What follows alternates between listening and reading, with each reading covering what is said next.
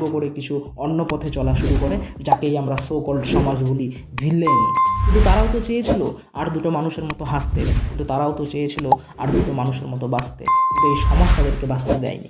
But তারা যখন সেই সমাজকেও বাঁচতে দেয় না, এই সমাজ আবার তাকে বলে তুমি তো খারাপ। তো দেখতে গেলে এই সমাজই তো তাকে পুড়ে পুড়ে পুড়ে পুড়ে ছোটো করে করে করে করে সেই দূর নিয়ে গেছে। আজকে সেই সমাজই তো তারই ফল, এটা তার সেই সমাজেরই ফল। তো আজকে যে সেই সমাজটি ভোগ করছে সেটা তারই ফল, এটা সমাজ বুঝে উঠতে পারে না। আর এটাই হচ্ছে এই দুনিয়ার, এই সমাজের, এই সোসাইটির সব থেকে ডার্কেস্ট থিং, একটা মানুষকে শেষ করে দেওয়া বা একটা পাবলিক হিউমিলেশন, একটা মানুষকে কীভাবে মেরে ফেলে, এগুলো হচ্ছে পারফেক্ট এক্সাম্পল একটা ভিলেনের ব্যাক স্টোরি। এরপরে কিছু কন্ট্রোভার্সিয়াল ফ্যান্স থিওরি আমরা দেখে নেব। এরা এবার নানান রকমের তথ্য নিয়ে চলে আসছে যে কে হবে এবার এই থান্ডারবোল্টসের মেন লিড। তো আমার পার্সোনালি ওপিনিয়ন থেকে, বা আমি পার্সোনালি তো আমি এটাই চাইবো যে বাকি বান্সি থান্ডারবোল্টসকে লিড করুক। সেই আর স্টোরি